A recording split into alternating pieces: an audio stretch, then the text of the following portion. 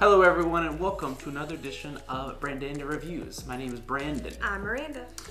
If you're new to this, what we do is we take an album and we tell you what was good, what was bad, our favorite song, and our thoughts on the album. Which I think is a pretty good system, because a lot of times I watch reviews and all they do is just say how good something is, aka if we review anything Reliant K, or just how bad something is. But I'm like, I think with everything, there's something they could have improved, even if it's a little tweak.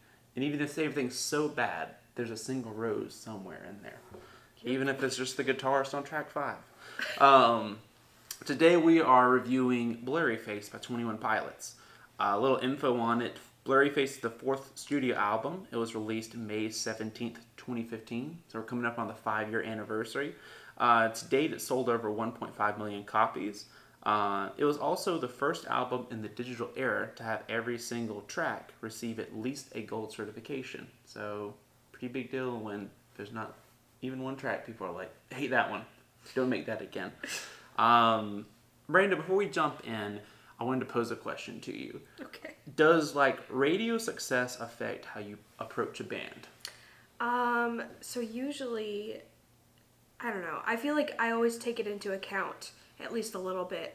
I think that I tend to either secretly like something if it's really popular, or I say that I liked it before if it's really popular, or I just ignore it and then later on I'm like, oh, I should maybe try this out, and then I end up loving it. So I either sometimes I do like stuff before it's radio successful, but I usually like it way before or way after. It's not really something that, I think it does affect the way that I like it in the moment, because, I don't know, there's always just that feel of not wanting to like something that's popular. Although, that was me very much in high school. It's kind of less now, because I had a car that didn't have a CD player that worked, so I had to listen to the radio a lot, which I never did. Yeah. And I was like, these songs are pretty good. Maybe it's okay if I like, popular music. So, I don't know. What about you? I think that I've tried to get out of that rut, because even with this album, I bought it and didn't listen to it for a while, because I was like, no, I don't really care for this. And then I think around the time that Stressed Out became kind of big, so I want to say that was maybe their 3rd track that they released. I'm not sure. But around that time, I started listening to them more and realizing oh, this is kind of the exception to that thing of you have to be shallow to be successful on the radio. But these people, it's it made me wonder, why are you so successful? This is weird to have a band that's actually this quality, because for both of us, we're used to our favorite bands not getting any recognition. Yeah, being well, I guess we'll quit and get real jobs. So anyway, I'll begin with the good. The lyrics on this album are so good. And to me, that is what really takes an album from good to very good. Music, I can forgive some. Voice doesn't have to be the best, but if you don't have good lyrics, then chances are I'm not gonna fall in love with the album. With this one, the lyrics they're just really good. They're really clever, and just there's so much passion behind it. And that's another step that takes that album to the next level. Is when you're these people really believe in this. These people wrote these songs without thinking are they going to make us money? Are they going to be successful? It's more of I have this message that I believe in, and I need people to hear it. Whenever you start combining that with the album, you start coming up with something that's just really, really good. Yeah. For me, one of the big things for me was that the lyrics aren't necessarily, I don't know, they're not as open as other people are, but they still have the same heart behind them. I think that one of the big things for them is that I think actually while I was re-listening to the album, I was Message Man is their whole brand, in that you have to be careful with the message of the lyrics, and it can mean different things, but it means something for everybody. And so I think I really appreciate that they're not careful in giving up who they're talking about, but they're very open with giving out what the meaningfulness of their songs, if that makes sense. And so I really appreciate that. And I mean, that's just them in general, but this one I think definitely went on the side of more mysterious, like compared to the other albums about like necessarily the like subject of each song. And I also like I think the mix of genres like fit so well together. Like I think each one is it's just very different, but it's very like there's like an underlying theme of every song like musically that makes it all fit together well. That makes it, I think, like from just a normal album to something that's like way better and way more impactful. For me, the bad, one thing that stands out is I don't think this album is an instant connection.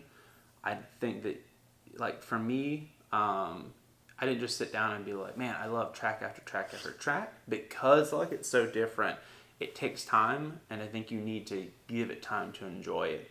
So, like, even if, like, for instance, I know for me and my mom, when we first started listening to Toby Mac, we listened to Gone, and we bought his album, and we're like, there's a lot of rap. We hate rap. So it took us a lot of time to realize, like, this can act like rap can actually be good. And I think it's the same with this one, is that you need to give it time. Don't just write it off as, oh, it's like screaming, I don't like that or whatever. Yeah. But that's something to take into account. Also for me, just when you're experimenting so much, you're gonna have a few tracks that just don't click. And I know for me, like, even though I love this album, there's a couple of tracks that a lot of times I start getting really tempted to go ahead and skip it and be like, oh, well, I'll skip over this one to get to that one I really love. And I think that just comes with any band that doesn't really have a set genre, and it's more of like, well, here you go. We're going to have rap, then rock, here's some reggae, you know. You're going to have that with that territory. It comes with the territory, as the Cowboys say. Yes. So what I think they didn't, I don't know, what was a little off, which I like looked up a lot of reviews when this came out. This album was like my senior year album. I remember listening to it a lot in the fall of my senior year. And I was just like really invested in it a lot. But I feel like, and a YouTuber named Needle Drop talked about this. And he was talking about how like the character of Blurryface like is the name of the album and is the like whole concept that it's always lingering in the background, but it doesn't really come out. It's in Heavy Duty Soul and it's in Goner, but it's in nothing in between.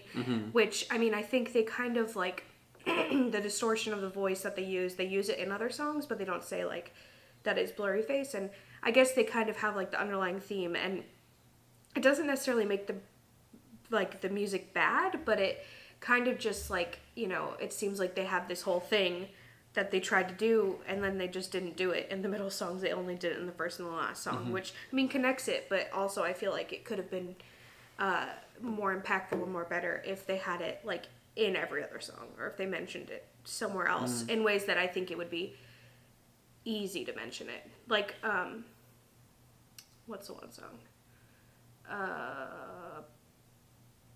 I don't know. There's one song where he talks about how I can hear the lyrics in my head, where he's like talking about being a good person and then also being a bad person. And so that's kind of like the impact of it. But I don't think that I think that it would have been cool if they like specifically had more intentional drops of Blurryface. Also, another thing, I really like this album, and I feel like if you don't know, Mute Math worked with them a lot during Trench, their next album. And I feel like with this album, they could have gone kind of on the trajectory they were, or more Mute Math style. And I'm really glad that they went Mute Math style, because if they went more on that trajectory, I probably wouldn't liked what they did. And so like listening to this is like, oh yeah, you know, this was a really good mix of like their old stuff plus like the Mute Math inspiration. Yeah. But if they kept going like the other way, like I would not like it at all. So I guess like some parts of it I'm like, yeah, this would be too much if I listened to it too much more. So yeah. Songs, my favorite songs, Tear in My Heart, Tear in My Heart, and Not Today. That's just a song that no matter how down I'm feeling, that's my song that I can just put on and I'm like, no, it's not that bad. This is my happiest song. It's just happy music. But yeah, that's a good song. I like a lot of songs. I really like Doubt was like one of my favorite songs, but I realized that I really like that like mixed with like with Polarize right next to it. Like I like the I don't know how they like go into each other, where it's talking about doubt and then denial. And I just really like the open honesty of that song, and like that message together. And I also really like Goner. It's a good song. Also, fun fact, in that song it goes up to fortissimo sumo, which is I think 3 Fs on a music sheet. Yep.